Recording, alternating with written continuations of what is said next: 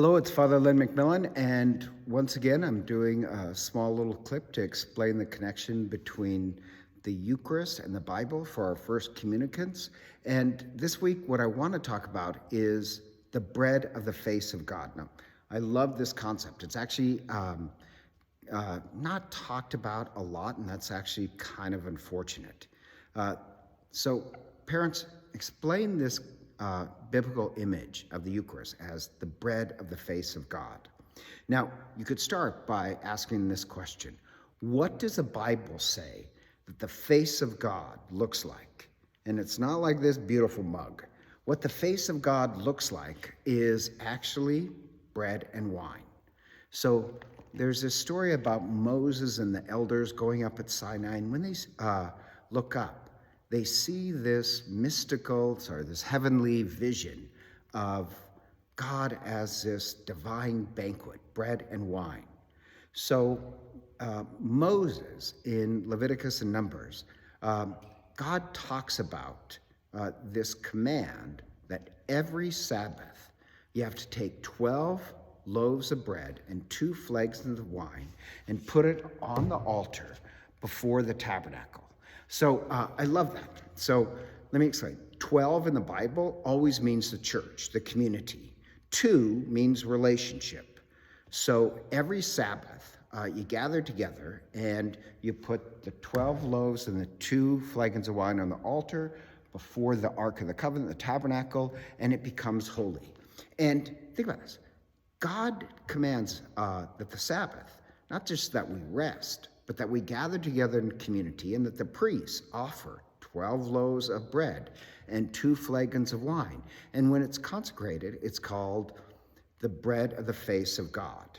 And God commands us. Now, God does not command that we give a long lecture, which I do, or command that we just gather together and have a rock concert, music, and I like music. But the command of God is to offer bread and wine. And God says, it's not like I need it. Actually, you offer it every Sabbath because you need to turn your lives back into a gift. So shouldn't we worship as God commanded? And God says that this is an everlasting covenant. He says it's a perpetual command. You must always, always offer bread and wine on the Sabbath. Well, there's only one church that's kept this command for the last 2,000 years, and that's in the Eucharist. Every Sabbath, every Sunday, we offer bread and wine before the tabernacle, consecrating it. And Jesus is going to fulfill this. Jesus is the living bread. Jesus is the bread of the face of God.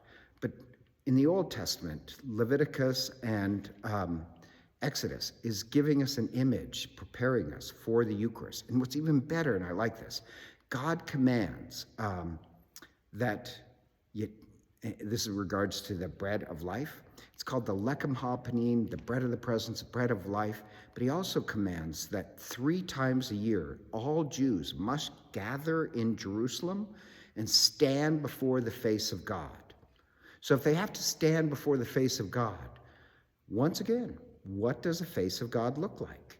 And think about this. In the temple, there's 3 things God commanded: the ark, the altar, and the candle.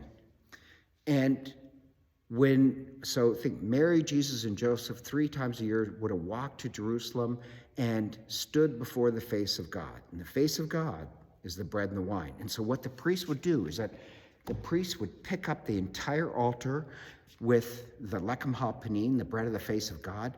They would pick up the entire altar, carry it out of the temple where all the people would have been gathered together, and they'd hold up the temple and they'd say, "Behold God's love for you."